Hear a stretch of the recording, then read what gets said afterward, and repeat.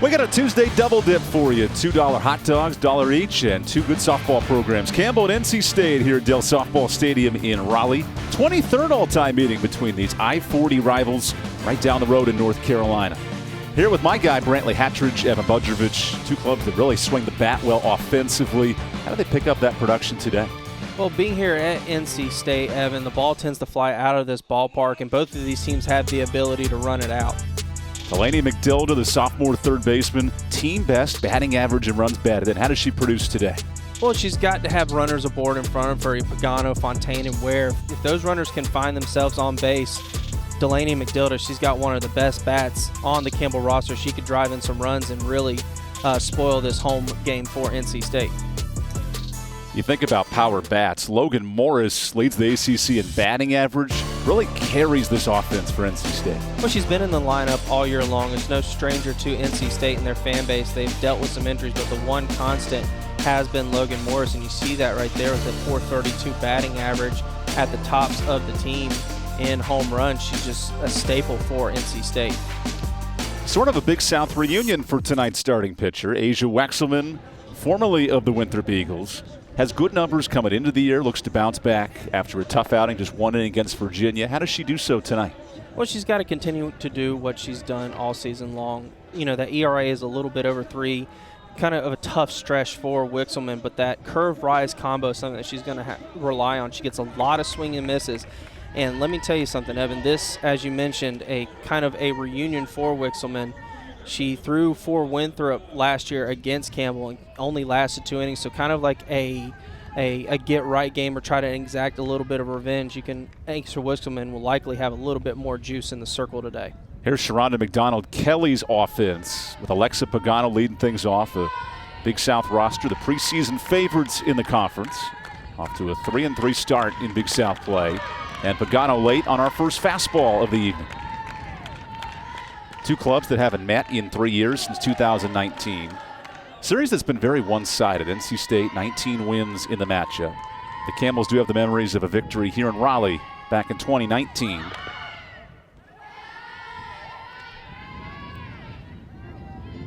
Asia Wexelman, who allowed 4 runs in her last outing. But boy, was she great against Syracuse. The complete game win. It's the highs and lows of a first-year transfer. It is, and that's something that she's going to have to work on. You know, there's going to be tough times, there's going to be good times, and as long as she's able to bounce back from those tough times, she'll find success. Certainly helps with good defense behind her. There's Jackson's first catch. And for the rest of Jennifer Patrick Swift's club, one notable change defensively. So Johnson will get the start in right field, Brantley, and that's not typical for NC State, looking to find their rhythm, their comfortability, and a team that is in the midst of a 7-game losing streak. As here's a ground ball to short. Speaking of defense, Randy Ferricker's there. And it's good to see Randy Ferricker back in the circle for NC State. She had a little bit of a concussion issue a few weeks back, colliding with Kaylee Lambrook in short center field. So it's good to see her back out there in shortstop, where she's been predominantly for NC State since coming to Raleigh. It's a good start for a defense that's fielding 946 coming into this matchup. Now here's the speed in this Campbell lineup. Claudia Ware, a hitter who's really developed from a freshman now to a senior. He's putting up a 308 clip here in year 4. Ware testing the defense. Nice snag by Morris, and she goes across the diamond. Put it on cue. This defense for NC State, solid in the first inning.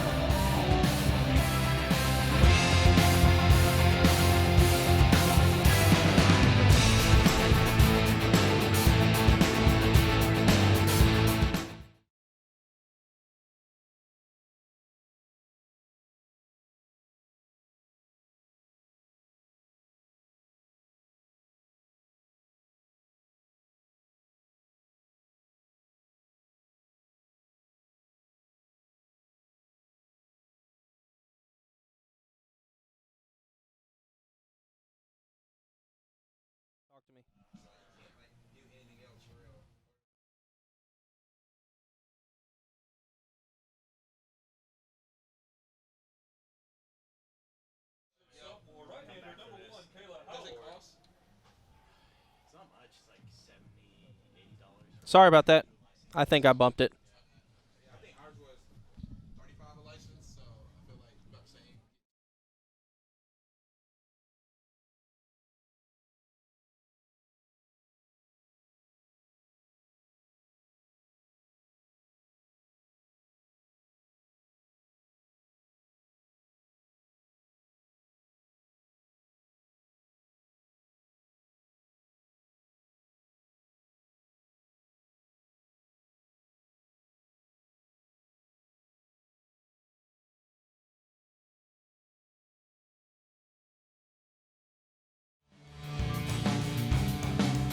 Bradenton, Florida product. Kayla Howell with her 13th career start. She earned the win on Sunday against USC Upstate. Number 3 starter in the Campbell rotation, and she gets the ball today. With a right-handed sophomore, like you mentioned, 1-0, got that first victory on the season. ERA just a little bit below 4. She's going to be tasked with trying to keep NC State off the base pass. Boy, Lambrook sends one deep to the gap. And there's Claudia Ware tracking it down. This is a ballpark that plays friendly to hitters. That'd be a big test in this first inning. And NC State, in the midst of this losing streak of 7 games, has hit 6 home runs. And here's the lineup for Coach Jen Patrick Swift. Of course, the power of Morris with her 8 dingers in the middle. But players like Sam Sack, Taylor Johnson, that's where the productivity needs to come in the middle of the line. Well, I think for NC State, it's really the first baseman, Michelle Tarpey. This freshman, started out in left field, played a little bit of DP, but because of the injury bug that has come through NC State, has moved to first base. But the one thing that hasn't stopped is her hitting ability. She may be a freshman on paper and classification, but she hits like an upperclassman. She very good job of staying off the plate, not changing or not expanding her zone. There's Patrick Swift, associate head coach, and his offense coming with some prolific numbers in terms of home runs, of course. 40 dingers on the year. It's a live or die home run mindset here in Raleigh as Kayla Howell misses downstairs. It's interesting because last time these teams met, there were 3 home runs in the game. That's going to be the story. Almost who's going to hit the most out of this park to win tonight. I agree 100%. I feel like the team that can leave the yard the most will likely get the victory because they both can run it out of this ballpark easily. That is called inside with Stephen Rhodes working balls and strikes. Kayla Howell, known as Kayla Cool with her staff, a number 3 pitcher who changes speeds, and Sharonda McDonald-Kelly mentioning her ability to go up and down and in and out is her biggest strength. And that's huge for a team like NC State who is actively trying to hit the ball out of the ballpark. With what comes with that territory is the expansion of the strike zone. So if you can work side to side, low to high, use different speeds, you can keep NC State off balance. And if Kayla Howell's able to do that, Campbell's got a real good shot to score the victory today. Fresh off her first victory on national TV. That was an ESPNU game. Goes to the changeup, and that's poked out of play. Logan Morris, such a difficult out, not only in the ACC with her league best batting average, but 34 career home runs. There's a ton of power in this bat. Her running mate, Randy Ferricker, waiting on deck in this first inning. And now the payoff is fisted away. It's the confidence as a pitcher, and Brantley, this was your strength as a player, to challenge hitters in all different spots that makes Howell unique. Well, it does, and the ability to go in and out is something that I was never able to really master on that inner half of the plate. But if you're able to get on the hands of a batter, especially with the abilities that the pitchers have now, you can really do a good job of keeping them off balance and off the base pass. And that is why I think Kayla Howell has a really good shot at keeping NC State off the base pass because of her ability to change speeds and to mix high-low in and out. Morris in the top 10 in NC State history in RBI and home runs. Now she looks to start off this first inning. Kayla Howell forced a deep fly ball out to center. And let's try it again on 3-2. Another fly ball. Communication here from Hinault. It's short, and her first catch. Campbell defensively under Sharonda McDonald-Kelly, who was an All-American at Texas A&M. Her defense prides herself on the infield. Samantha Fontaine, the transfer second baseman, And team captain Claudia Ware in center. We've seen those two a bunch in this game, and that'll be key against this home run offense. Oh, it is. You know, a lot of fly balls with NC State, so it's important that you're able to communicate. If you're able to do that and talk properly, you don't run the risk of making errors on routine fly balls. Randy Ferricker taking a daddy hack in this first inning. She is ready to let it fly. The Glendora, California product. She's knocking on the door of 30 career home runs, 29 now in a redshirt senior season. From a Sun Devil to a Wolfpack. Sounds like a Stephen King novel, if you ask me. That pitch stays in the zone for a strike. Yeah, 17 of those 29 came last year. She led the ACC in home runs. Season not going as expected for Randy Ferricker. Only 4 home runs this season, but we talked about it. She has been battling the injury bug and getting back into the lineup. Once that timing gets back down, I expect Randy Ferricker to really pick things up. That is called strike 3, and Howell with a punch out to end a scoreless first. We are all even on a beautiful Tuesday night in Raleigh.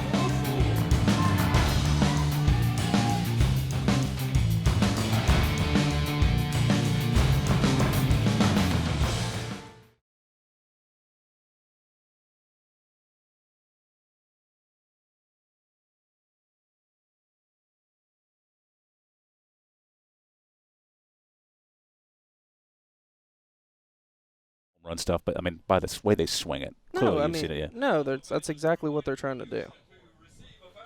It's gonna be a lot of.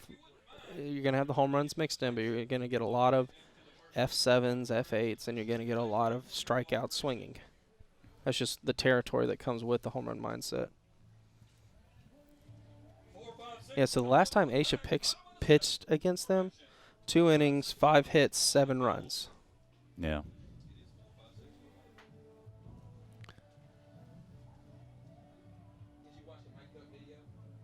Winthrop's a middle tier Big South team, so it didn't have a lot of support.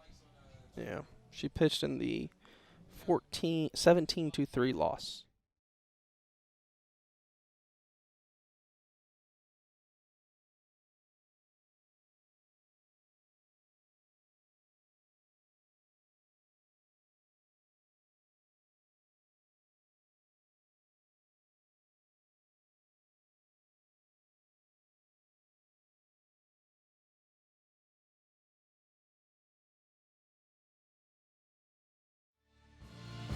Rhonda McDonald-Kelly, fantastic player at Texas A&M. She had her jersey retired just a year ago when the Campbells flew out to Texas. Earned herself Big South Coach of the Year and a conference championship last year as her club comes into NC State today. Just a lone matchup on the year. And also the nation's leader in steals back in 2005. Brantley clearly faster than any of us. Her team's followed in those footsteps. 44 stolen bases halfway through the year. Well, you know, a team emulates what their coach brings to it, and with someone as fast as her, I mean, it just makes sense that they can run it out like that. Unfortunately, not much speed can work with on that fly ball for Ferricker. This Campbell offense erupted on Sunday with 2 home runs. And now Asia Wexelman, who had a tough go-around at Winthrop when these teams met, allowed 5 runs against Campbell, just 2 innings. What's the old saying?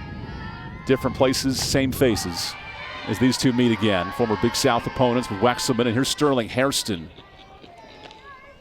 Well, I can always, you know, go back to whenever I had a bad outing against a particular team and I got the opportunity to pitch it against them again. There's a little added incentive for me as a pitcher because I wanted to, you know, get my revenge, so to speak. And, you know, that's what Aisha Wixelman is looking to do right now.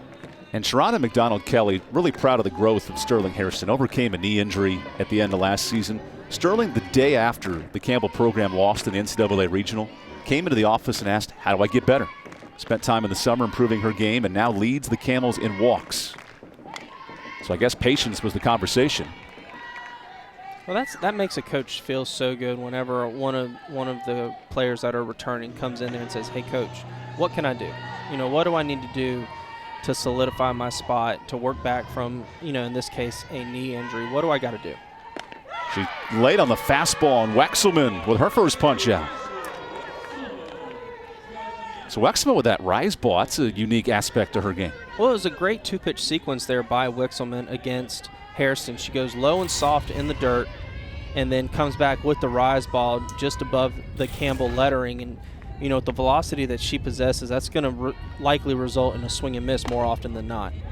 Wexelman 7 games with 5 or more strikeouts. She brings the fire. And here's the oomph in this lineup. Naomi Cortez, 2 home runs, both coming here in March. She provided a huge punch in the USC Upstate Series. Campbell won the finale on Sunday.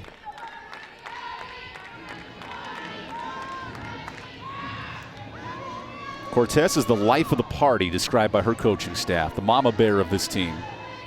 And those are numbers the young pups can learn from.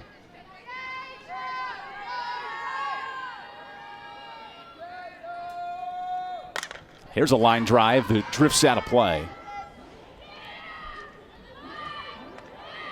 You know, it's early in the ballgame, but this is the first batter that Wixelman has been behind in the count now against working ahead resulted in 5 consecutive outs to start, so having to battle back here and try to make it 6 in a row. Leads the team in innings pitched and strikeouts for Wexelman. She can do it all. And trying to get Cortez to chase.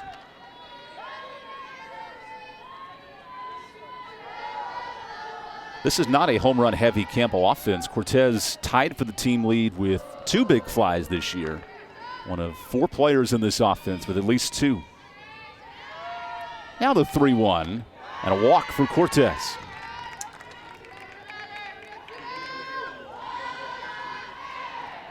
This brings up the bottom third in the Campbell lineup. And we mentioned with Wexelman, she's had fantastic innings this year. I believe it's 10. 3 up, 3 down innings via strikeout. Now, with a little bit of adversity, how does she respond in the second? Well, she's just got to settle down a little bit. You know, those 4 pitches that were balls in that 5-pitch at bat, nowhere really anywhere near the zone. And what that tells me is that she's a little amped up, feeling good. You know, had only thrown a handful of pitches to each batter before an out had been recorded up until that point with Cortez. So slow things down a little bit, settle yourself down, and just pitch your game. The 0-1 is lined off the glove of second of Lambrecht. So Campbell's first hit of the day from the criminal justice major. Some would say a Secret Service base hit off the glove of Lambrecht. And just enough over the outstretched arm of Kaylee Lambrecht, and that's the thing that Aisha Wixelman is going to have to try to work on. As you see right here, is Hinault just gets one just out up in front of Kaylee Lambrecht. But it all started with a walk, and that's the thing you got to clean up as a pitcher.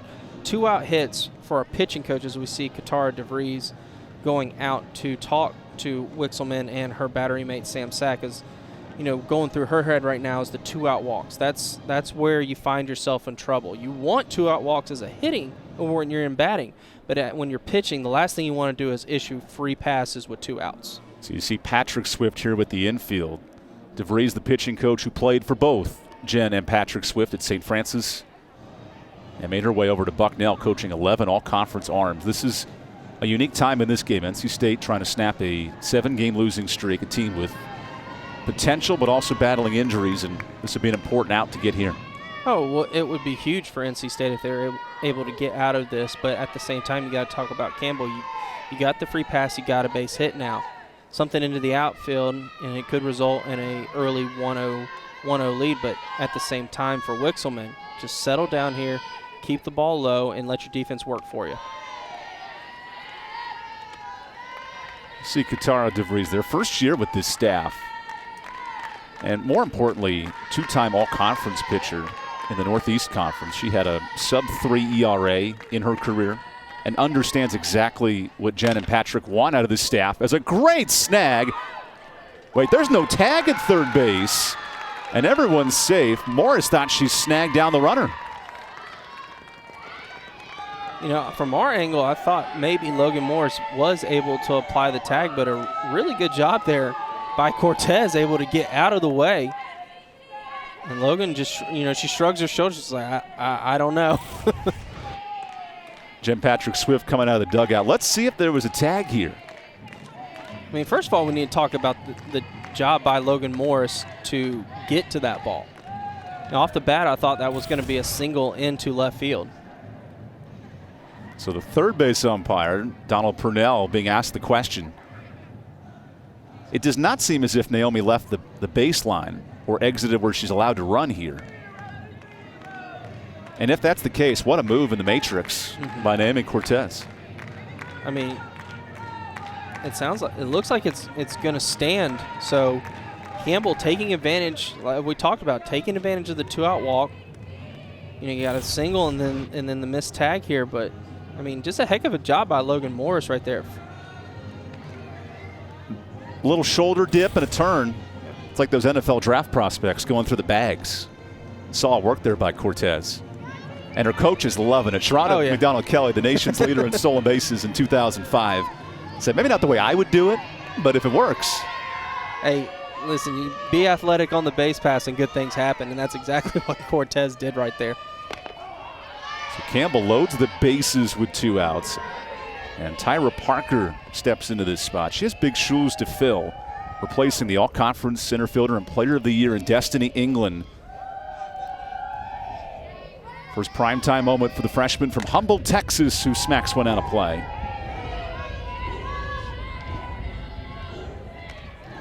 Coach Sharonda McDonald Kelly, of course, we noted her speed.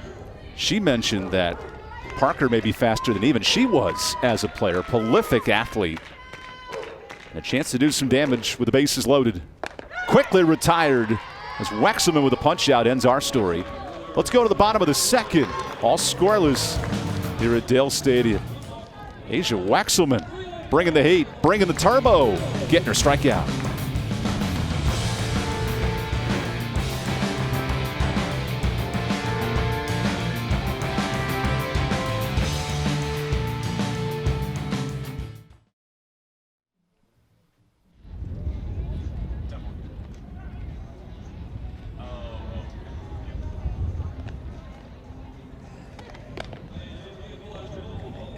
Gotcha. I was going to say, if you tell me that, I might not stop. Get a glass of wine and a cigar and just listen to you talk the whole time. Did I tell you about the time I went to Costco for the first time in the new Raleigh Fuquay Costco? Oh, so you went to the Costco by my house and didn't call me? Okay, that's cool. Oh, that's right. No, man, don't worry about it. I can't afford those Wake County taxes.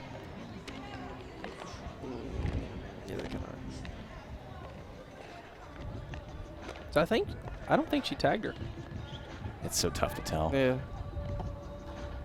Got to give a shout out to the guy, the cameraman at third there. That ball was coming right to his head, and he did not move.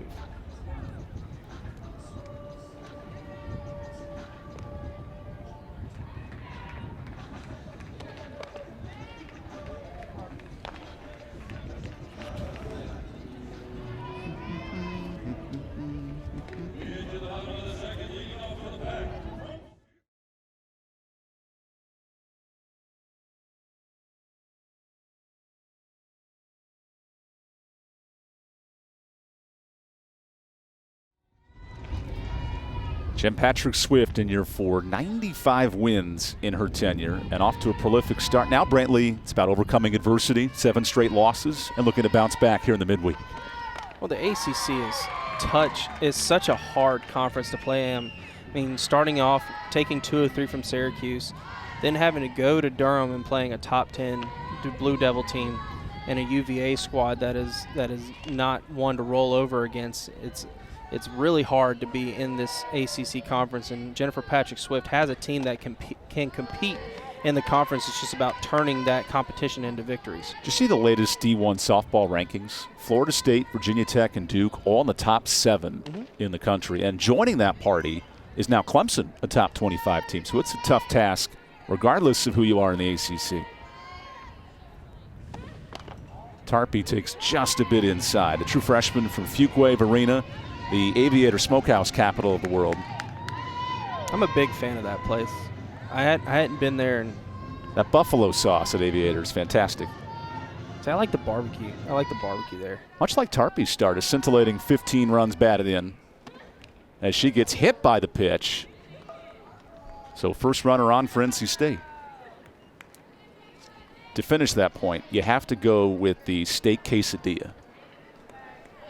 Never had it. I've done the brisket. I've done the wings. I even went across the street to the pizza joint. So the big question is, what's the post-game meal for these teams? Because, of course, on a Tuesday night, always a chance to play a little earlier, get some things rolling. I don't know. I might be going to Aviator and getting some brisket after we've been talking about it for so long now. So Sam Sack, who ranks 8th in program history in career slugging percentage, big power hitter. And this is Kayla Howell's first adversity against the New Jersey product in her 5th and final year.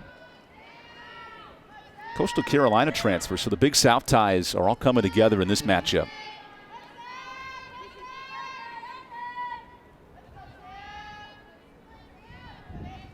Howell elevates and gets a swing.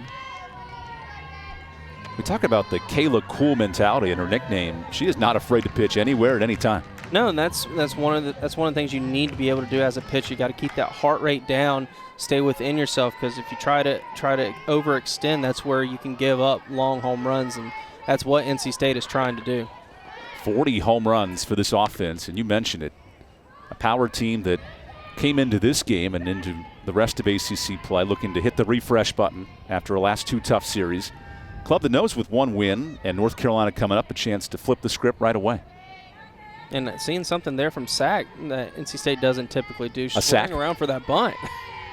Living up to her namesake here. She puts it down right in front of the pitcher, and that gets the job done. Sam Sack with the sack. I see what you did there. I like that. I'm clever from time to time. But that's I can tell you that's not something I've written down a bunch for NC State. The home run mindset, they're looking to drive the ball out of there at all times. But Sam Sack lays down a perfectly well done sacrifice bunt. She deadened the ball perfectly to where the only play for Howell was to go to first. So she did her job. NC State has a runner in scoring position now. To your point, a team best 3rd sacrifice for Sam Sack this year. It's fitting that she holds the title card here halfway through the season. Now the bottom half of this lineup, and Transfer City, USA. Taylor Johnson digs her way in.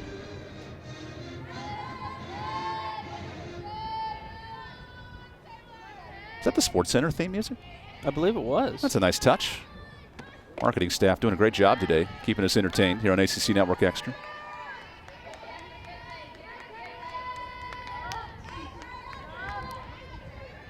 So a hit batter and a sacrifice. Can NC State manufacture offense? We've noted the home run productivity, but a different approach here for Jen Patrick Swift.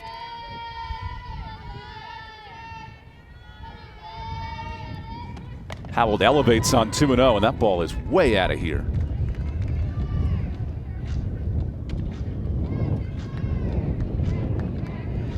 So Johnson with some big-time power numbers early in the year, and that's the presence. NC State brings back a large majority of its offense, but a big home run productivity graduates from last year's team. So it's a different opportunity now for this offense. It is, but Taylor Johnson, one of those players that came in 5 home runs on the season. She does have a multi-home run game, a walk-off home run. So, making her presence known here in her first season with NC State.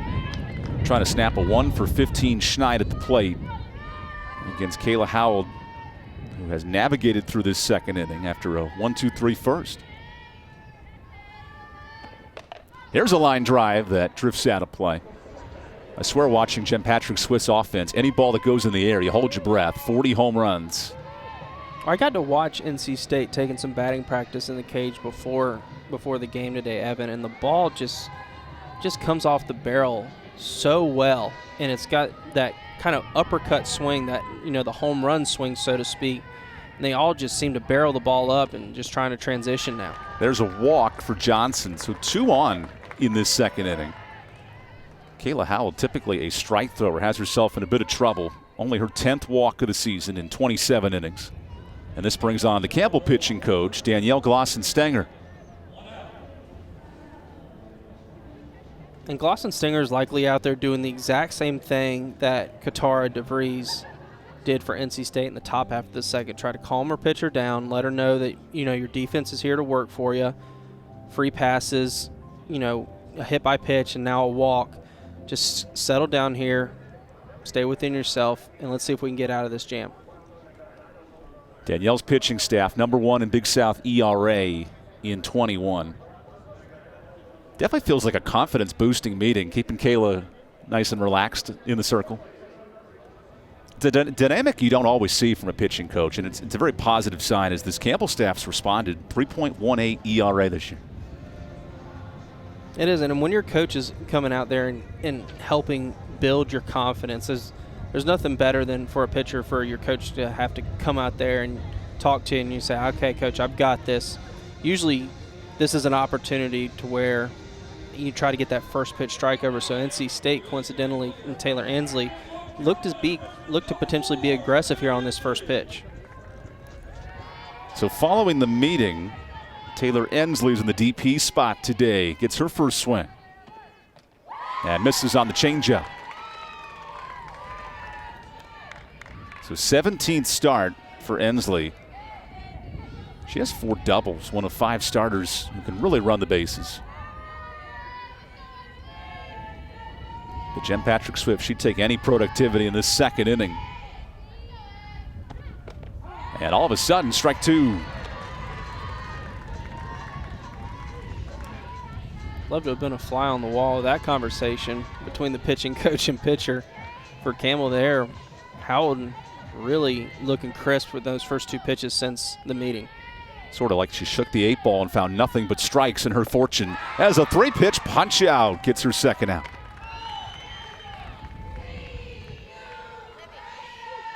What a great response there from Kayla Howell after giving up the hit by pitch and the 5-pitch walk. 3 pitches to get Taylor Ansley, and she just rises up there just above the lettering of NC State. That's a big second out. By the way, look at that Rubik's Cube of signs for both teams. It's difficult enough to study in classes and prepare for these matchups, and then you have signs all up and down the radar here. As NC State goes to its bench, pitch hitting opportunity, and let's see what Libby Whitaker can do in this spot. Libby Whitaker has had some big moments for NC State coming in the pinch hit or roll. She's got a home run. She's got a 2 RBI double. So she knows how to hit and when called upon. No doubt about that. She had 2 big RBI in the Syracuse series, helping NC State start 2-1 in conference. It's been a tough go of it since here in the month of March. 7 straight losses. But early in this game, a good opportunity for the Wolfpack to strike. And Whitaker has been kind of like that spark for NC State in those pinch hit opportunities. She had a big home run to right center field, and then that 2 RBI double against Syracuse. The 1-0 from Howell just misses the outside. Kayla Howell with 2 outs. Her average against gets better. 212 in these spots, and she'll need some of that here with 2 outs.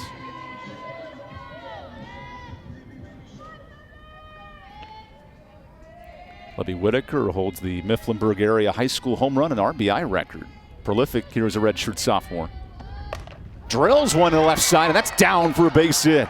Here comes the go-ahead run. Parker's throw is late, and the Wolfpack strike first.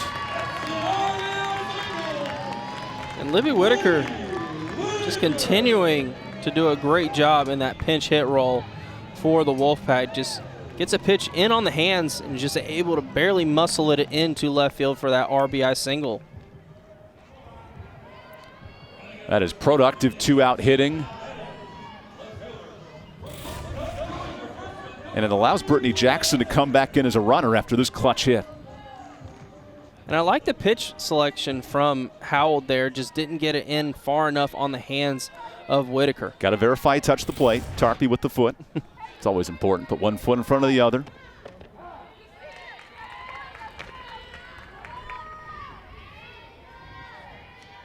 Another freshman in this young lineup for NC State. 3 starters, freshmen, 4 seniors. It's a unique mix. I bet the games of Mafia on the bus rides are always unique. Young and old, battling it out. Oh, that's a game I have not played in many, many years. Those long bus rides. Mafia, my goodness. You brought back some memories there. Luckily, the bus ride for NC State's, 30 minutes to Chapel Hill this weekend? Very quick and easy trip. against a surging club, beating UNCW and Michigan in the last 2 weeks. So the Wolfpack strike with a 2-out RBI. And now Elena Smith in the bottom of this lineup against Kayla Howell, who cruised through the first 1, 2, 3. Has had to grind in this second inning.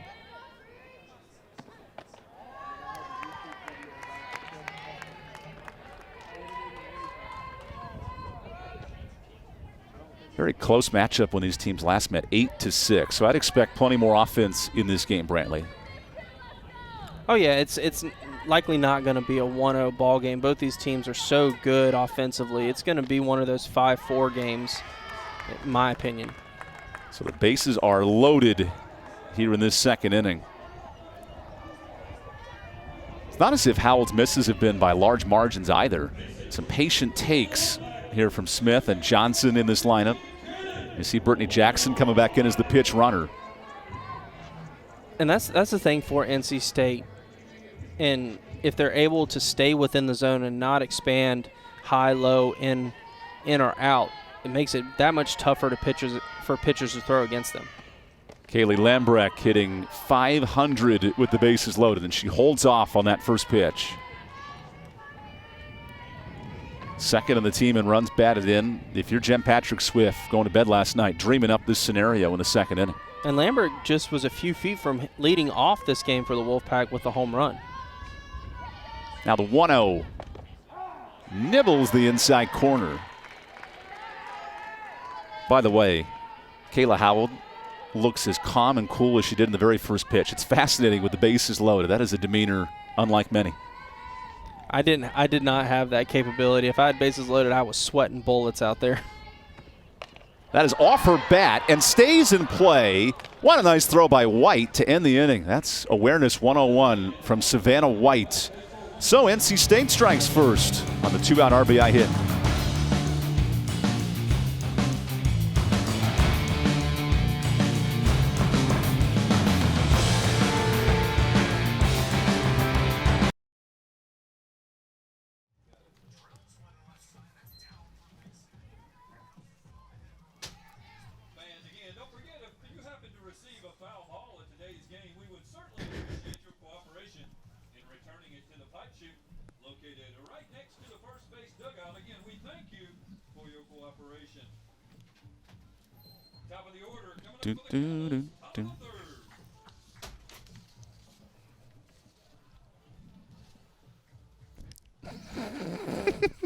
No, I got you.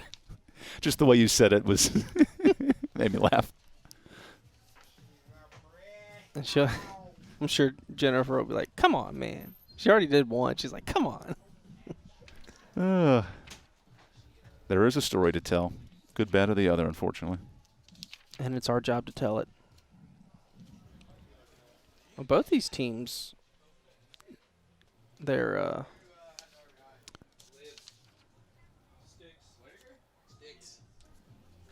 and they've got 37 errors, and Campbell has 35. So.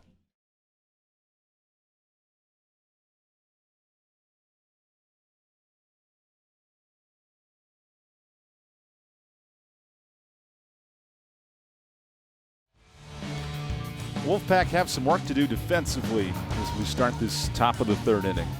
One area has been great is Sam Sack. Fielding percentage top 10 in NC State history, but of course she's behind the plate tonight.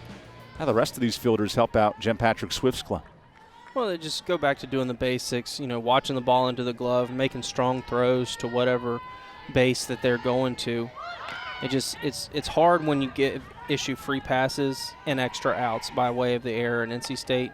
They have committed their fair share this season, like you said, Evan, but I think it has a lot to do with a lot of players for NC State are playing different positions consistently. I mean, Logan Morris, you see at third base. She's been at third base all season long. She has to go play short for a few games.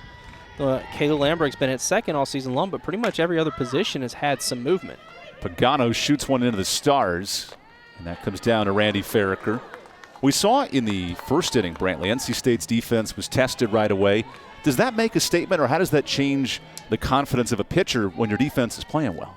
Well, I can tell you from personal experience, when I know my defense has got my back behind me, it makes it a heck of a lot easier to throw the ball on the circle or in the mounds, because you know ground balls or fly balls, your team is going to make the play for you. And that's something that NC State, like we talked about, they're going to have to clean up those errors. It's still a lot of innings left to be played, so just shore that up and, don't give away free outs. Wexelman looking for her longest outing since March 11th against Duke in a top 25 series. And now one of Campbell's standout transfers, Samantha Fontaine, digs in. It was called a huge pickup by the Campbell coaching staff. Did not play last year at Cal State Bakersfield. And here in 22, a fresh start, and she drills one to third. There's Morris, and there's some good defense. She's a lot like you, Evan, with that California transplant. You coming all the way out here. And Logan Morris, in the words of Stuart Scott, cools the other side of the pillow. I'm telling you, man, Logan Morris, she does have a few errors this season, but she, like a lot like Sam Sack, has been so good at the hot corner in her respective position. So Wexelman's retired 4 straight dating back to last inning, and Shorty Ware bunts it foul.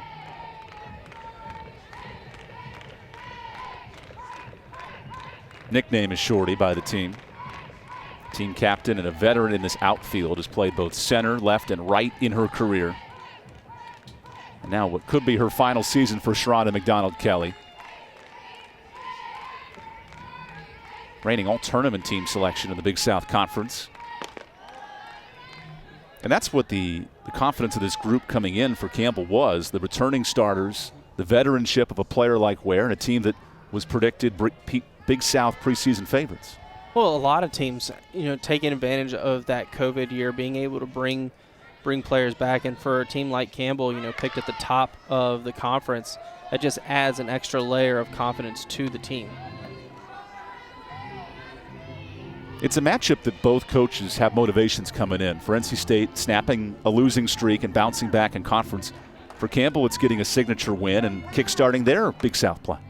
It is. I mean, like you said, it's a huge opportunity for Campbell to come up here and play a team in the ACC like NC State. I believe they've got a game coming up against UNC Chapel Hill at some point. So it's always great when the mid-majors are able to come up and play the teams in the Power 5 in their conference. It gives them an opportunity to show them that, hey, we can play with the big boys. And orange and red's a great color combination, just speaking freely, as that pitch misses outside. A lot going through the mind of Wexelman here. She is a deep thinker for sure. How does she settle in this 3-2 count? Well, you just got to try to block as many things out as you possibly can and just focus on the next pitch. And that's a lot easier said than done. And another foul ball.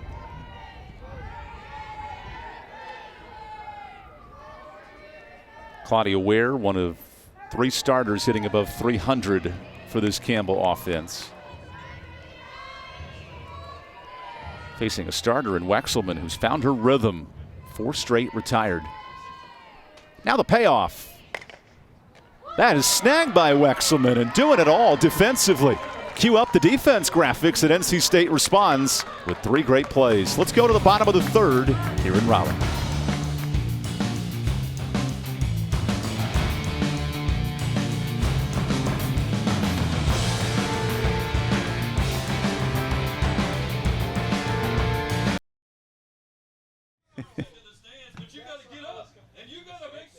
I also want to give people credit that we're making graphics, so when Josh watches this stream, or when the higher-ups watch it tonight, they're like, oh, Caleb did a great job producing this.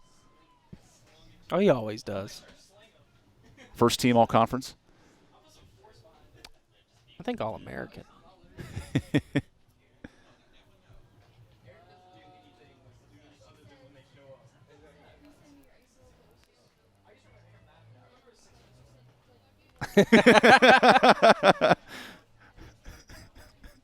It's a full team effort, though. Best dad in our production room. Oh, by far. Yeah. And my favorite director I've had today. Oh, there's no competition. Easily the best director we've had today.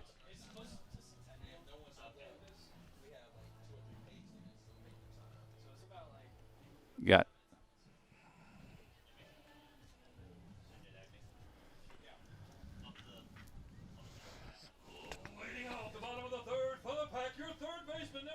She is Logan Morris.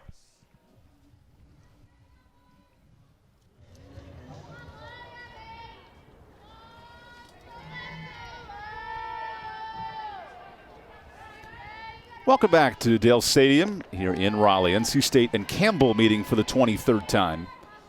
Big South versus the ACC. Wolfpack with a win over Winthrop this year, Wexelman's former squad. Wolfpack will host Longwood coming up in April. And in the middle matchup, the peanut butter jelly of this Big South meeting, Campbell and NC State.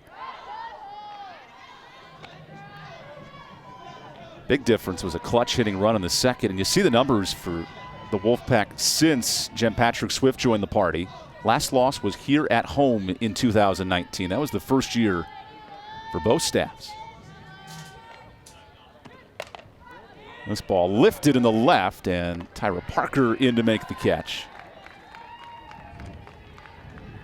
I also enjoy outfielders who celebrate and dance after every catch. It's kind of unique in the game of softball. It is, and I think it's wonderful that both softball and baseball, they're starting to let these players have a little bit more personality, so to speak, and show off the personalities. You know, whenever someone makes a good play, they got their signature handshakes or motions that they do to all their players. So I mean, it's a great thing that the game is allowing them to do now. Kayla Howell's body language has not changed in the first 45 minutes of this game. She is calm, cool, and collected. Everyone else is allowed to do it. Pitcher has to stay focused. We're a very unique bunch.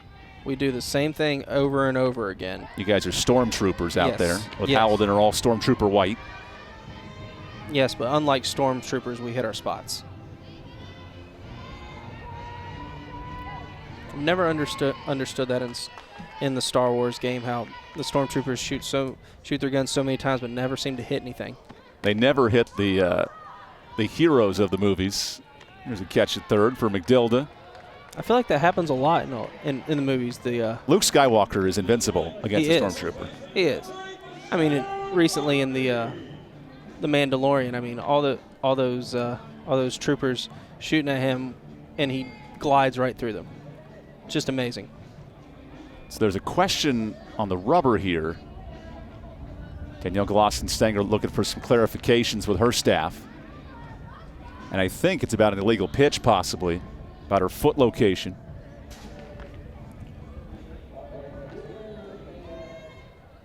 Well, whatever it was, it seems to be cleared up.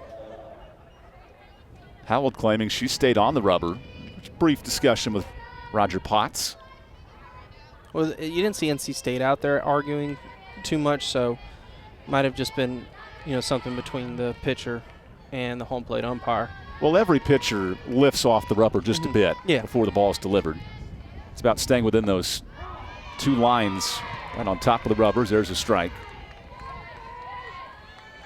Howell, the number 3 starter in this rotation, and she did so well over the weekend against Upstate, elevates into this big midweek spot.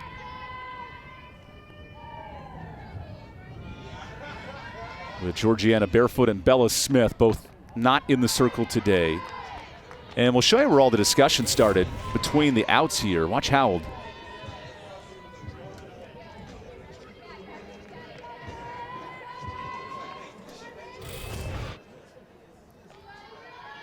And I think that's why it was called the illegal pitch, Evan, because I think there wasn't contact to the ground at all times. Nice play by Hinault for the second out of the inning. And you're right, Howell knew it right away, tried to slam her back foot down at the last second. I didn't even recognize the illegal pitch at first, allowing Randy Ferricker to go back and hit. I had written on my scorebook, fly outs, shortstop, so I just changed it there to the 6-3 put out. And that's why it's the second out of the inning. So here's Michelle Tarpey, who scored the lone run in this game so far.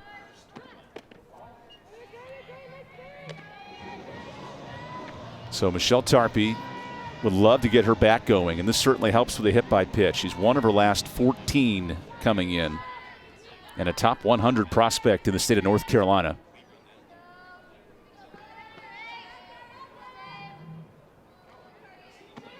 Howell going to the heat. Don't see that too often, but it's effective. It is. I mean, if you're able to mix in those off-speed pitches, the change-ups, and the curveballs and things like that, it makes the fastball look that much quicker. So even though the velocity may not be as hard as a Aisha Wixelman, she's able to use the deception to her advantage. And I'll admit, I was a little ahead of myself. There's strike 2. We all do it from time to time. Listen, that was a fantastic strike, so I can understand why you were a little bit excited there. Right at the knees, inner half of the plate. That's a pitcher's pitch. Along with Brantley Hatridge, I'm Evan Budrovich here. A great crew producing this ACC Network broadcast. As there's strike 3. Kayla Howell grants my wish. Third punch out for the Campbell sophomore. So both starters bringing the heat. Wexelman pounding in 2 strikeouts. Howell with her third K. We have a pitcher's duel here through 3.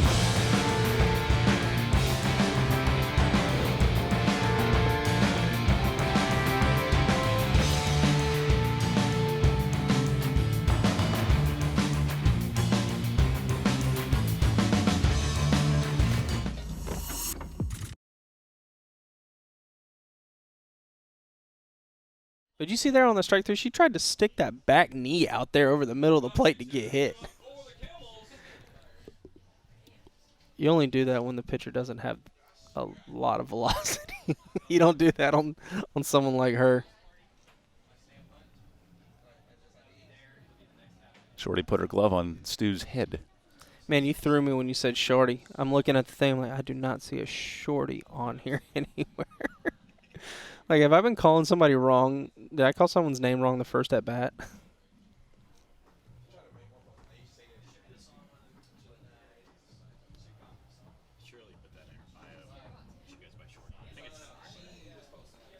Does she go by Shorty? Pretty much. All right, then it's Shorty the rest of the game. Shorty Wild. Or Shorty Ware.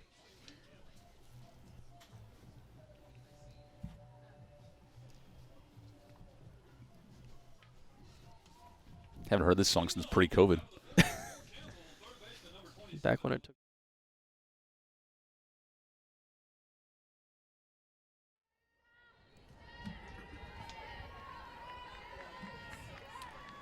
So Delaney McDilda leads off this top of the 4th. The do-it-all breakout star offensively. Leads the team in multi-hit games and batting average. Runs batted in. It's a lot of categories in the heart of this lineup. No Kayla Friedendahl, who has some big home run numbers, so McDilda looks to fill that void. Blasted a home run in Spartanburg this past weekend versus USC Upstate. Waxelman, who spent all of last season pitching for Winthrop, understands that conference very well in the Big South, and she has integrated herself very well into this rotation. She has. She's done a fantastic job in Katara DeVries' pitching rotation along with Sam Gresson and Maddie McPherson along with Brooklyn Lucero. They're a lot more cohesive. They work together this year, and I think that has a lot to do with Coach DeVries in her first season with NC State. How about Coach DeVries hitting the portal, getting McPherson from Georgia Tech, adding Wexelman from Winthrop? Those are big additions. All 3 pitchers, 50-plus innings, so it's a pretty even rotation. And that is called low, so a 4-pitch walk to McDilda.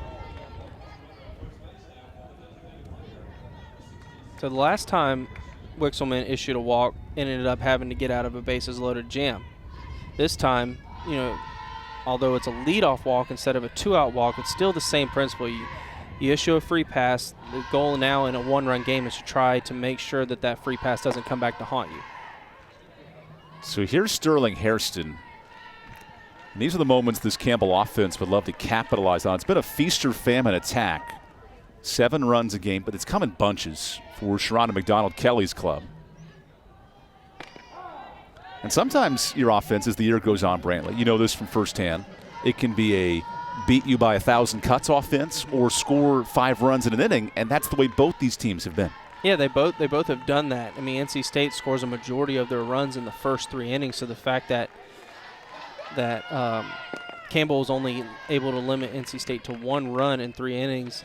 They've passed the first test, so to speak, when playing an NC State team, is keeping the runs at a minimal the first part of the game. Now, as the game progresses, try to find a way to limit the runs to maybe 1 or 2 at the most and get a couple yourself. Wexelman falling behind, and the bunt attempt is taken for a strike, much to the dismay of the fans in orange and black. Well, Sterling Harrison hasn't been a fan of either one of the strike calls against her in this at-bat. The first one she thought was very well in that last called strike on the bunt, or the bunt attempt. By the way, how about the wedding ring there for Sharonda McDonald Kelly? That is flashing some bling, not just championships. Her husband, Michael Kelly, those two great together, is doing a nice job.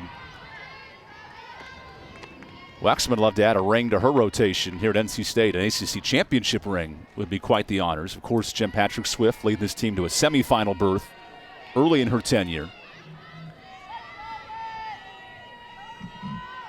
Now the 2-2. Well, that's fancy. The bling of a punch-out. Give her 3. Great response there by Aisha Wexelman. Able to battle back there against Harrison after falling behind in the count. Gets that screwball in on the hands. And that's a big strikeout, especially after issuing a walk to record an out without the runner advancing. Usually a sacrifice opportunity, but Wexelman able to not allow that to happen. That's a great stop by Sam Sack. McDilda would have easily taken second there. And we mentioned with Sack a .992 fielding percentage. Hasn't been perfect for NC State this year, but she's been darn nearly. Oh, she's been amazing. Ever since stepping foot on campus here at NC State, she's really shored up the one position that NC State struggled with for so many years, was behind the plate. She's just been a brick wall back there. Boy, Cortez uncorks a ball out of play. Just missed a home run on that swing. We talk about the home run mindset for NC State. Campbell's offense, only 11 home runs this year. They nearly quadrupled that number last season. It's a different attack for Sharonda McDonald Kelly's club.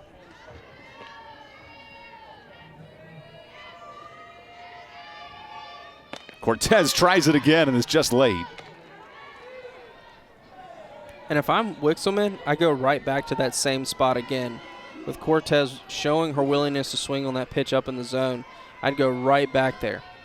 4 career home runs for Cortez.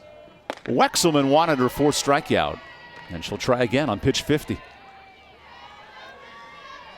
I love how Wexelman's attacking the zone, making these Campbell hitters earn it today.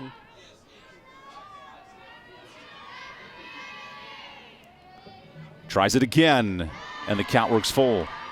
Well, unlike Wexelman, I was not the beneficiary of having the high velocity on my fastball, so I didn't have the ability to throw pitches that caught a significant amount of the plate and not get punished by them, usually by the home run, so to speak. But Wexelman has such good velocity, she's able to use her secondary pitches so well, and that's why she has as many strikeouts as she does this season. A big addition, the Winthrop transfer in Wexelman, all Big South freshman team, facing the preseason favorites in the Big South. Campbell 3-3 in conference play. Wexelman on 3-2, gives up a line drive. Only 2 combined hits for these offenses, and that's not what we expected coming in. 2 prolific scoring teams at over 6 runs a game. Has a postseason feel here on a Tuesday night. Let's try it again. And a strikeout for Wexelman. Back-to-back Ks. That's a huge strikeout on 3-2. The inning could potentially get away from you there if that's ball 4. But nonetheless, Wexelman able to get back-to-back strikeouts, and that's big for NC State, and that's a huge confidence booster for the right-hander. That pitch clipped what? The top 1/8% of the plate. Here's a pop-up in the left. This will end the inning. And securing it is Smith. So Campbell strands a runner on in the 4th. NC State leading by 1 in the Campbell and Wolfpack matchup.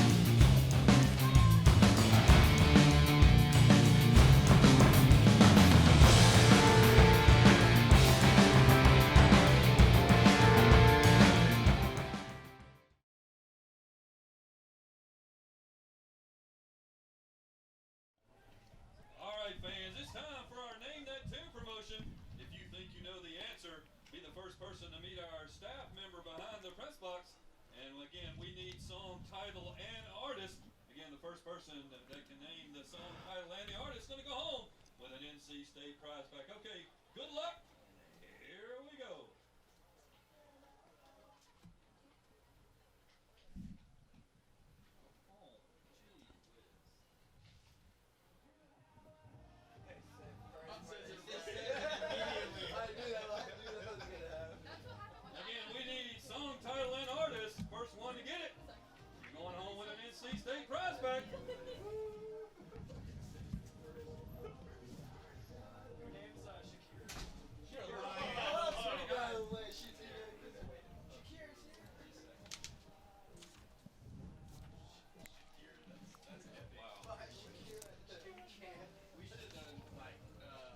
Mm-hmm.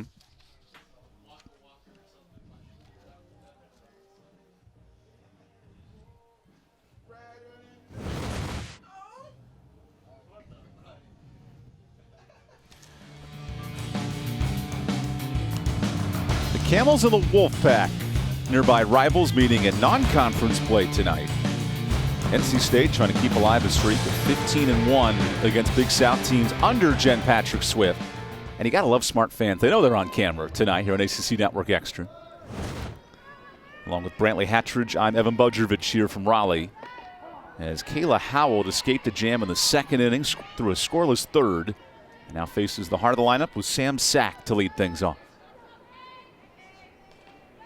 One could argue her sacrifice bunt is the difference in this game.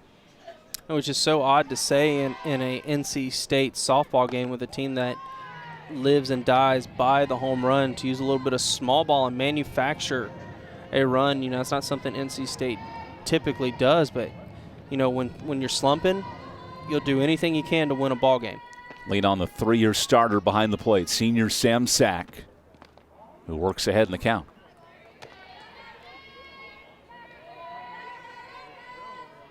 What a veteran Wolfpack lineup. Of course, Tatiana Forbes, the 6th-year senior, led last year's team. Now it's Sack's term as the most experienced veteran coming back. Along with Morris and Ferricker, the seniors of note in this lineup. And talk about Forbes, you know, staple out there in right field for NC State. The Wolfpack replaced their entire outfield from last year. Last year, this time, it was Sam Russ in left. It was Angie Rizzi in center. And then Tatiana Forbes in right. And then this year, other than Brittany Jackson being in center field all season long, NC State has kind of had to manufacture and put different people in different positions to try to make things work due to that injury. There's a first test for Campbell's outfield, doing the shimmy shorty wear. Members of the NC State gymnastics program gearing up for regional play here next weekend. A nice trio of star athletes. Yeah, you always like to see athletes from other teams on campus coming out to support you, you know, because you want to reciprocate that. You want, you know, the softball players to come watch your gymnastics meets whenever you get the opportunity to do so. So gymnastics not on today. You get an opportunity on beautiful weather. I mean, let's talk about that first. Beautiful weather, an opportunity to come watch some softball. Now that's a club I don't want to mess with. Mm-mm. One of the members of the football program with an injured hand. That's Grant Gibson of note. That's the prize of playing these midweek games with good weather, good conditions, a chance for all the athletes of both programs, with Campbell being just 40 minutes away, to watch and observe their fellow student athletes. Yeah, there's a lot of orange here in Raleigh tonight, you know, to watch Campbell play here at NC State. Are you counting the orange pants or the fans in the seats? Fans in the seats, of course. Here's a line drive. Running catch for Tyra Parker. There's the speed of the true freshman. You know, other than the single by Libby Whitaker, that's probably the hardest hit ball NC State has today. And unfortunately for Taylor Johnson, it results in a fly out to left because Campbell, nice speed right there. You talked about it, Evan. She's, you know, Campbell's coach mentioned she has probably faster speed than her. I don't necessarily believe it because she doesn't have the hardware yet, but doing a nice job on that running play. Sharonda McDonald-Kelly, 4-time All-Conference at Texas A&M, knows a thing or two about playing the outfield and has high praise for Tyra Parker. Also a smart kid, trust and wealth management major. Wish they had those when I was in school. Would have made me a lot smarter and probably a lot more well-off financially. With tax season coming up in April 15th. Did you file your taxes yet, Brantley? I have. You're a business owner too. That's a side hustle. Yeah. It's never a fun time. I've always been told the way you want the tax season to go is you don't want to owe them anything and you don't want them to have to give you anything back. That's kind of the case with the scoring in this game. 1-0 with Sam Sack's sacrifice and a clutch 2-out hit for NC State to put the Wolfpack in front. Kayla Howell unfazed in her third straight start, looking for back-to-back wins. Sliding into the starting role for Gigi Barefoot and Bella Smith, 2 other options in the rotation.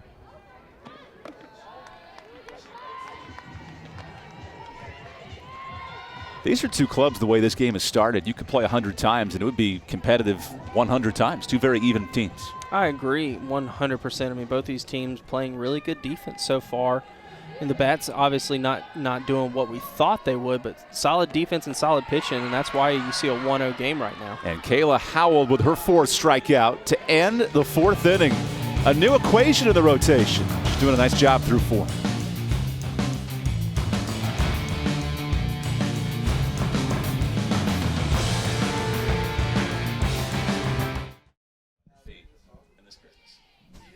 I like that. That was really good. It was the perks of being the overweight kid growing up. You could just make one-liners, and if they didn't like it, well, whatever. They're just going to laugh at you anyway. So Yeah. It gave me a chance to practice. Oh. Oh, yeah, A&T's not very good. What, Gino was leading off the game?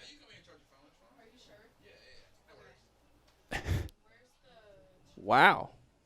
You know, the bug never lies. Avent really changing up the lineup, putting Gino at leadoff. Oh.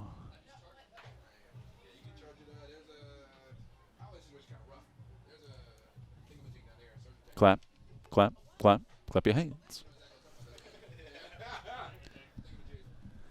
Caleb or Matt, anything you guys need from us? We're trying to just kind of keep it fun, conversational. I'll write you a check, just don't cash it.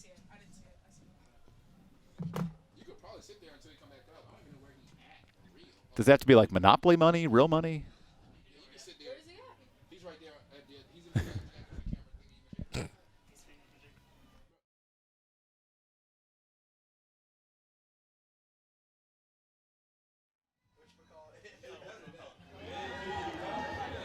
Asia Wexelman facing a former Big South foe. Winthrop transfer having a nice outing through 4 innings against Virginia in her last start. And now, more importantly, scoreless today. Yeah, 4 strikeouts to only 2 walks. The 1 hit, it almost wasn't even a hit if Kayla Lamberg was able to secure that snow cone catch. But nonetheless, for NC State and Asia Wexelman, she's getting a little bit of revenge, you would say, against Campbell. Last time in the Winthrop uniform got touched up. And so she's looking to try to go the distance here for NC State. More importantly, trying to snap a 7-game losing streak for NC State against the scrappy bottom third of this Campbell lineup. Here's the freshman catcher, Savannah White, who looks to bunt her way on and takes ball 2. We didn't touch on it earlier. White from Wake Forest, North Carolina, and one of the first in-state recruits that Sharonda McDonald committed when she first took over the program.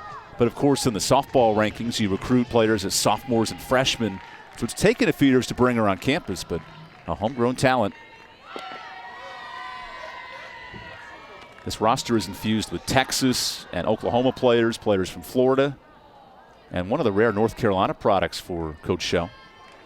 Yeah, it's always nice to get the in-state recruits. I mean, it's one thing, to leave the state and get top quality athletes, but to get someone in your backyard, so to speak, especially with there's so much opportunity with all the schools here in North Carolina, to find a homegrown product to get her to campus down in Bowie's Creek, that's big. 8 different states on this roster for Sharonda, and she mentioned winning a Big South title so big for in-state recruiting players like Savannah White, knowing of the program because of a conference title. Conference championships, getting to play in the NCAA tournament, that's where a lot of teams are able to get players, because relatively unknowns, so to speak, across the country, you find a way to make it to an NCAA regional, get on national television, you get people who want to come play for you. Tyra Parker, one of those talented freshmen on this roster. She'll look to move across White here in the 5th inning. Bunt goes foul. All of a sudden, it's 0-2. This is a tough task for Tyra Parker, the way Tarpey and Morris are crashing on every pitch. There's not a lot of spots to put this ball down. No, there isn't. And especially with Logan Morris, she already plays up generally. But when it's an obvious bunt attempt. She's pretty much just a few steps short of home plate by the time she's done. Not only her hand in the cookie jar, she has her hand in the buffet line, so close to the plate. You see the angle here behind home. This is what Tyra Parker has to look at defensively. Now facing a 1-2 pitch. That's a tough take. Called down, but Stephen Rhodes. Remember, Wexelman has 7 outings with 5 or more strikeouts. She sits with 4 tonight. And now brings the 2-2. Well, there's her 5th strikeout. So make it 8 appearances with 5 or more Ks. I mean, 84 strikeouts on the season now for Wexelman, and she just climbs the ladder against Tyra Parker, gets the swing and the miss, and again, like earlier after the leadoff walk, a strikeout forcing the runner to stay at first and not be able to advance on a sacrifice. That's a big, big out for NC State. Back to the top of the order, and team captain Alexa Pagano. That pitch is called a strike. Pagano, the reigning shortstop and starter on the infielder, was asked, where can I contribute the most? And Shauna McDonald-Kelly said, let's put you in the outfield this year. And she's been a gamer, now a full-time starter in right. Now runner off for second, and what a throw. Sam Sack guns down Savannah White. And that right there is what Sam Sack does for the team, for NC State. No, very few runners are able to run on Sam Sack, and you see why there. The way she was able to transfer the pitch from Wexelman, goes down to her knees and throws an absolute bullet to Lambrecht at second. Couldn't have placed it in her glove in a better spot there. Now a chance for a 1-2-3 inning, and the defense does its part. Wexelman getting great support behind her on the field. Wolfpack lead by 1. This is a low-scoring, defensive-oriented duel in Raleigh.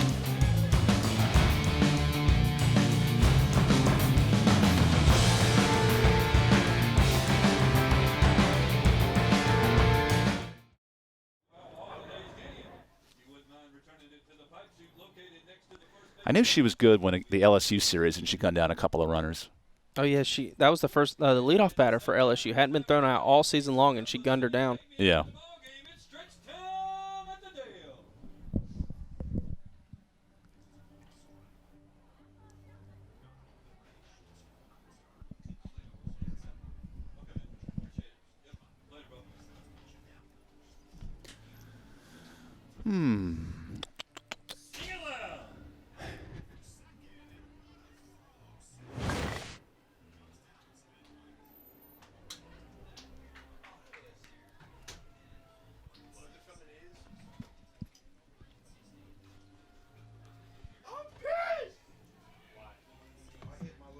I worked a game on Sunday at Campbell with 8 combined errors, so I'll take clean defense any day. 4-hour, 33-minute, 9-inning game. Leading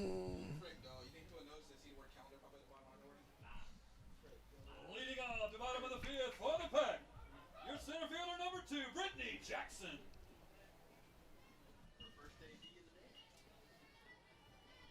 My criteria compared to your career, this isn't fair.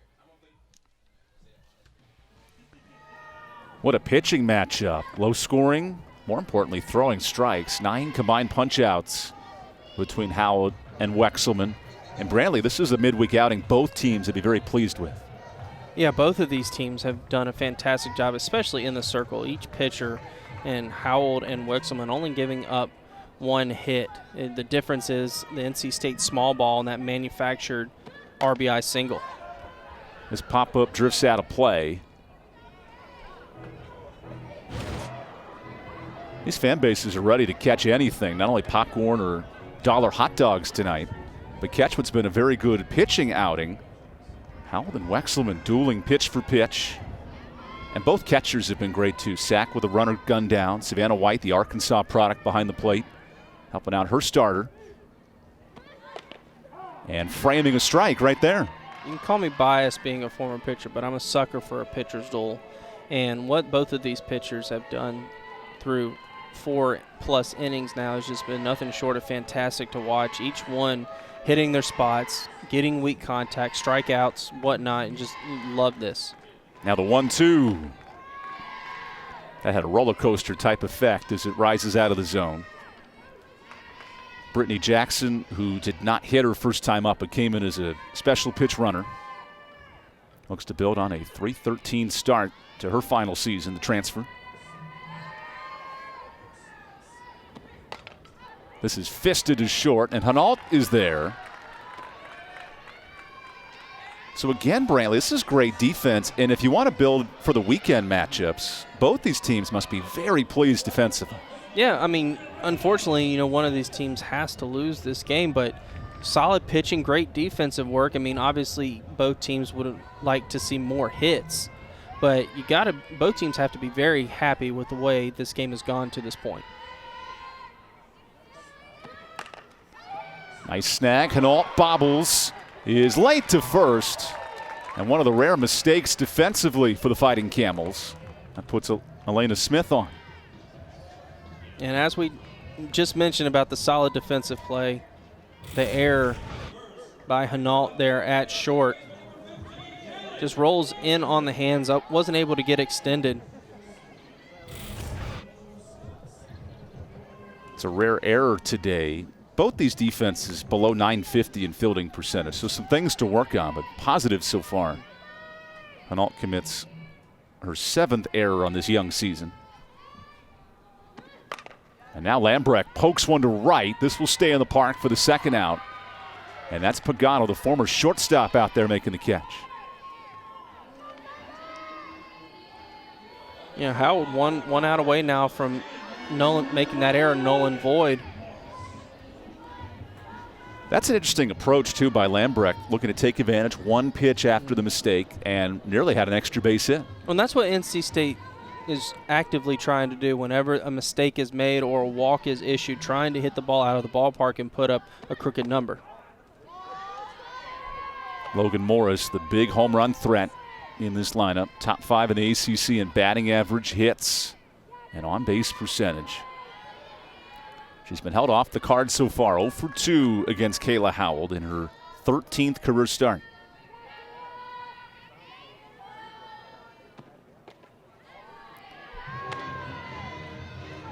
Howell has navigated through some tight innings and yet has kept Campbell in this game, only down 1-0. Yes, she has. She's worked around a couple hits, a walk or so, but other than that pinch hit RBI single from Libby Whitaker back in the second inning has really kept NC State off balance. Now facing a 2-0 count, the dangerous Logan Morris, who is jammed. Here comes Claudia Ware, and the error is rectified. So we go to the 6th inning. It's 1-0 here on a Tuesday night on the ACC Network Extra.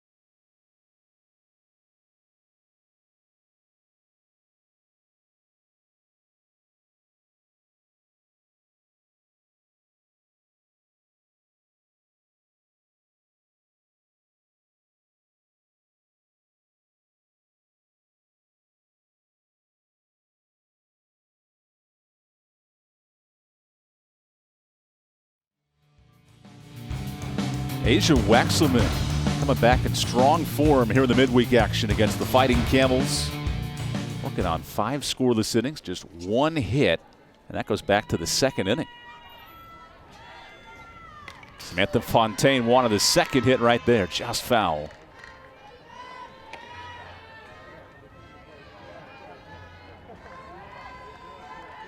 She ended a 10-game hit streak on Sunday against USC Upstate, but climbing that average up to 250.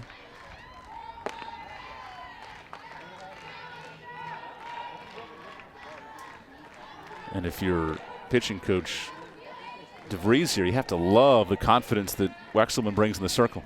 Oh, she does. I mean, this Winthrop transfer has seamlessly made the transition from the Big South to the ACC and is playing, some of the best softball playing against some of the best softball out there. Florida State, a recent national champion, Duke and Clemson, brand new to the conference, and didn't just hit the ground walking. They hit the ground sprinting, both of them.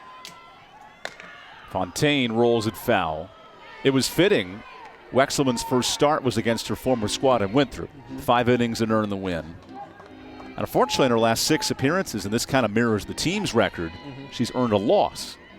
So now a chance to rectify that and stop a 7-game losing streak for NC State.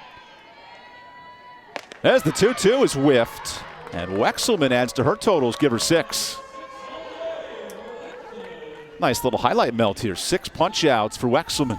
Yeah, she's done it with multiple different types of pitches. She's done with the rise ball. She's done a fastball and the curveball, but she's been able to elevate and get those swings and misses with all that velocity that she brings from the right side. It just makes it that much harder for hitters to get a beat on her.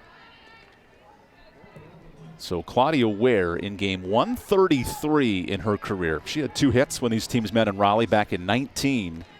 Not many players from either roster are still around from these 2 squads. It's also fitting both coaches were starting their tenures around the same time.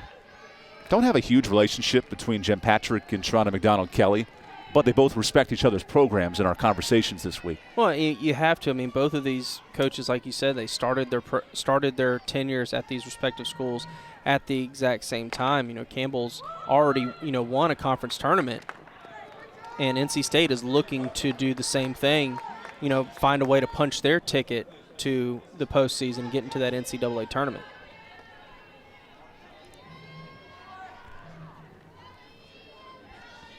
Sharonda McDonald-Kelly, the reigning Big South Coach of the Year.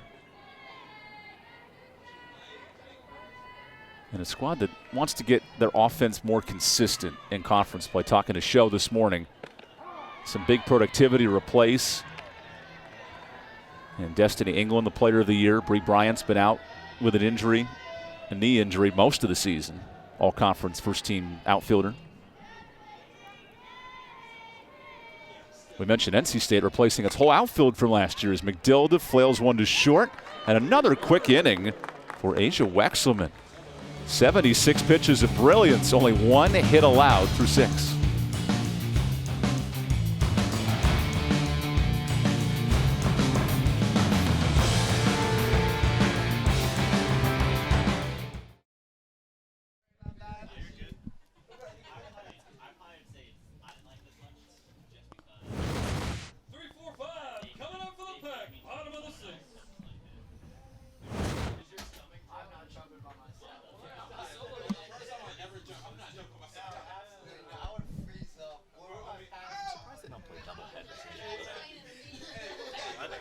Well, yeah, it just kind of makes sense. It's like.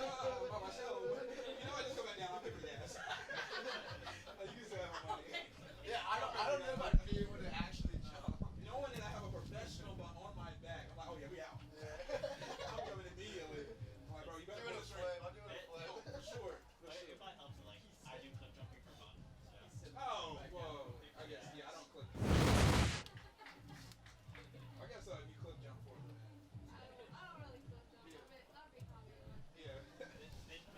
That's the best part of this sport. We head to the 6th, bottom of the 6th, leading off your shortstop, lucky number 13, Randy Ferricker. So there's 3 good places from.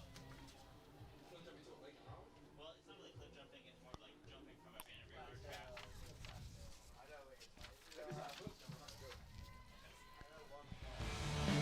Interesting nugget here in Raleigh. NC State has not won a game this year when scoring 2 or fewer runs, and maybe a second run on one swing of the bat as Randy Ferricker's left the building.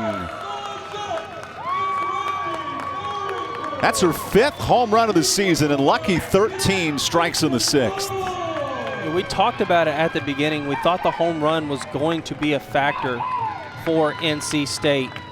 And Randy Ferricker led the team in home runs last year. And you see a former NC State softball player, Natalie Jones, cheering on her team right there as NC State able to double it up now, make it 2-0. Wolfpack had 1 hit coming into the inning, and Ferricker multiplies the offense. That's the feast or famine you talk about with Jen Patrick Swift's team. 41 home runs. There are pop-ups mixed in between and strikeouts, 4 for Howell. But when it works, it looks good. Oh, yeah, it does. In NC State, the 2 runs, one by the long ball, one with the sacrifice bunt and a pinch hit RBI single. So NC State has done it both ways today. There's a strike pounded in to Michelle Tarpey. You mentioned an instant impact freshman who would love to continue this hot start. 25th appearance for Tarpey. And on that note, J.C. Chamberlain checks in, at least for the moment, in this spot.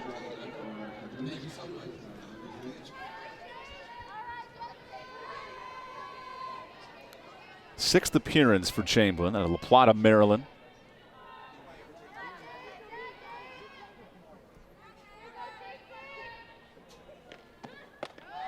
As that stays up in the zone, how does Howell finish out this 6th and give her offense a chance in the 7th?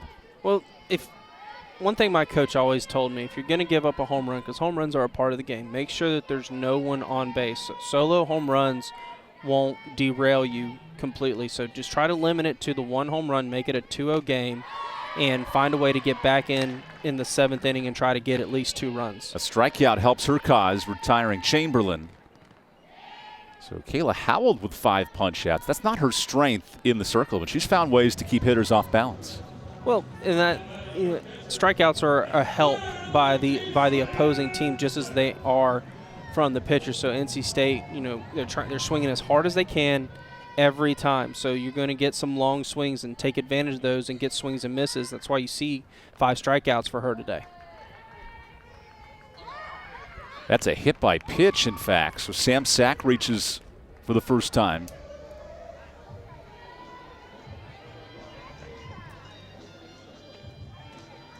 And now some substitutions in effect. Pitch runners coming in for the Wolfpack. Maddie Schmeiser, true freshman, comes in a special pitch run here.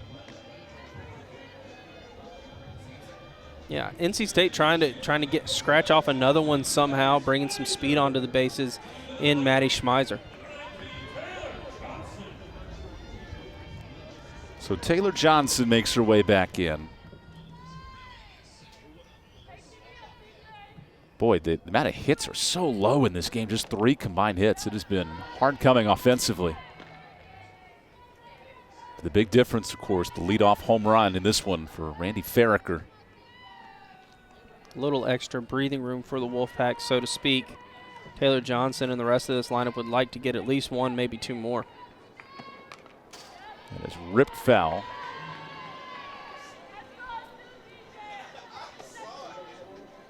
And that's how you replace an entire outfield if you're Jen Patrick Swift from last year's team, hitting the transfer portal hard and finding a former multi-year starter in Johnson and looking to integrate her right away, hitting .274. And she's late on that pitch for strike 2. Well, you said it perfectly talking about the transfer portal. It's an instant impact sort of thing. You got the traditional way of recruiting kids to come in as freshmen, but with the way the transfer portal working now, you can come in and play pretty much immediately in almost all scenarios. So you can add instant offense and instant success by bringing in the right amount of transfers and incoming freshmen. Kayla Howell now at 90 pitches. She's had to work her way through this week. 6 innings on Saturday against Upstate, 3 more on Sunday Allowed just 3 combined runs and has pitched a dandy through 6 innings so far. Now the 1-2. Got Johnson to fight it off. The former Wisconsin Badger, all Big Ten freshman team in 2018. A full circle moment for the 5th-year senior. Against the sophomore Armin Howell from Bradenton, Florida. Just crossed the 100-inning mark in her career this past weekend, from 0 to 100 in just over 2.5 years.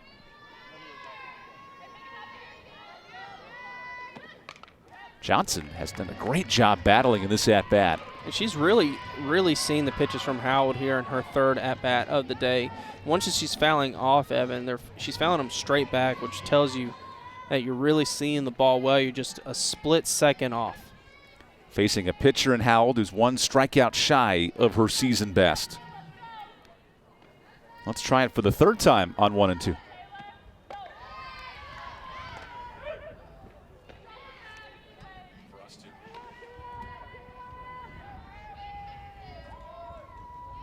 White testing this defense with her arm.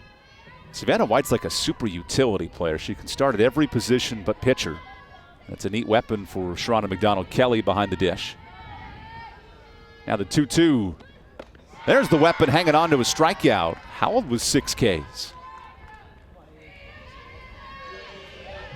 Howell matching Wixelman strikeout for strikeout. And it's crazy the way this game can work. Howell, doesn't have the velocity that Wixelman has, so to speak, but she's got the strikeout numbers the exact same way. You can do it so many different ways, and you just see her climb the ladder there against Taylor Johnson. That's a big strikeout. Now Howell just that 1 out away from limiting it just to the solo home run here in the 6th. Facing a sophomore in Haley Hayslip from Gardner Magnet High School, which is fantastic if you've been down the road, down 95 just a touch. As Hayslip takes a home run swing for strike 1. Would you expect anything less from any pinch hitter for NC State? 41 home runs for this offense. In terms of home runs per game, it's still prolific in the country, 19th behind Oklahoma. Patty Gasso's team is nearly untouchable. And this ball should end the inning. Who's going to make the catch here? Cortez hangs on to it, and we go to the 7th. Low-scoring game until Randy Ferricker uncorks a solo shot, and the Wolfpack lead by 2.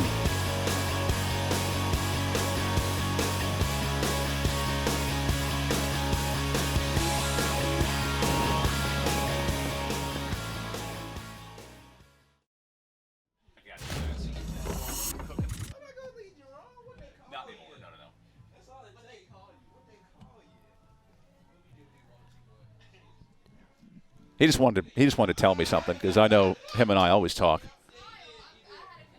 Ain't nothing but a heartache. 5, 6, 7 hitters do up for the Camels, top of the 7th. What's your name? They said it's Re-entering, yeah. I think Show's making some subs too. Friedendall.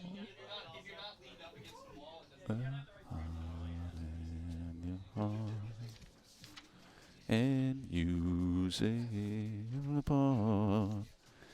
It's too late, but I. Gracie Roberts is in right. Thank you.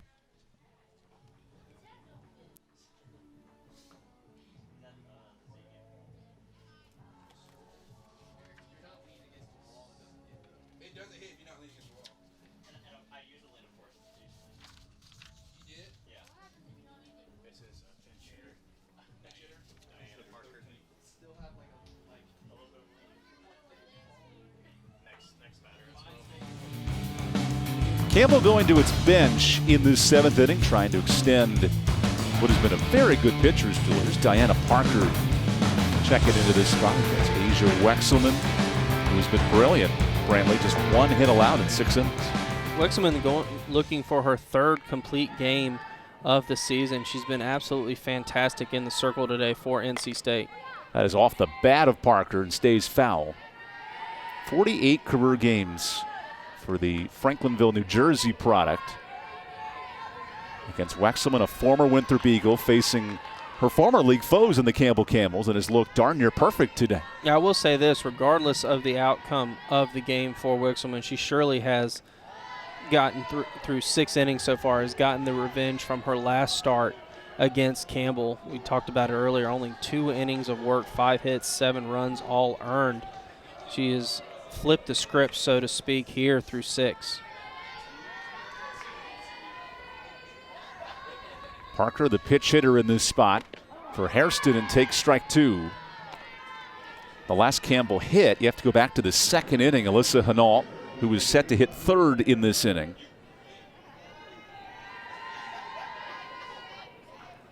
Wexelman sitting on 6 strikeouts, wanted his 7th right there.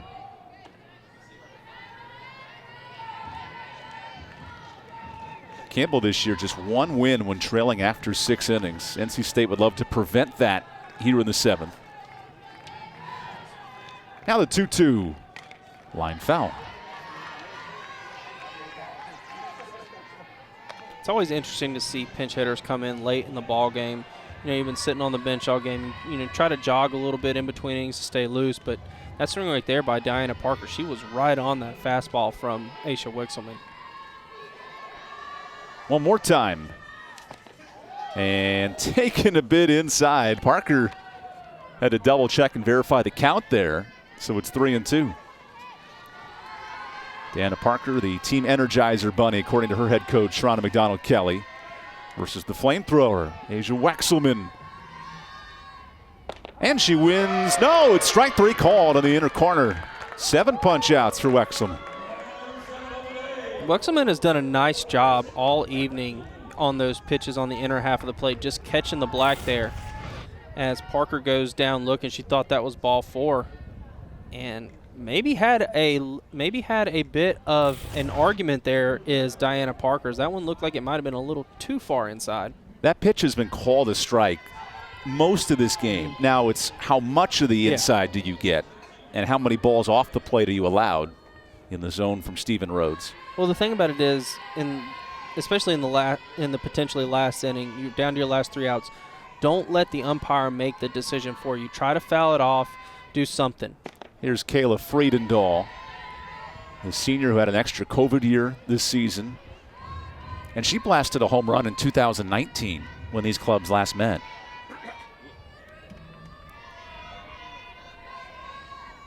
Now she fists one towards the circle. And Wexelman with a basket catch. You don't see that every day, but it gets the job done. That's a tense moment there for the coaching staff to see a pitcher. I can attest to this myself. My coach never wanted me to have to catch the ball. You can see them smiling a little bit. Look at DeVries, the pitching coach. She's laughing along the way. Certainly helps when your ace is throwing one-hit softball in 6 2/3. Now a ground ball to short. This might wrap it up. And the defense for NC State, darn near perfect. It's a one-hitter for Asia Wexelman in the NC State win. I mean, fantastic response there by NC State to end the 7-game losing streak. Wixelman was fantastic in the circle. The long ball by Randy Ferricker, the solid defense in NC State ends that 7-game winning streak, gets to their 20th win of the season, and the Wolfpack did a fantastic job there. Home run for Randy Ferricker, a big difference, and a complete game win for Asia Wexelman. Alongside Brantley Hatridge, I'm Evan Budrovich, signing off from Raleigh, North Carolina, as these in-state foes battle with pitching and defense. The Wolfpack take it 2-0 here on ACC Network Extra.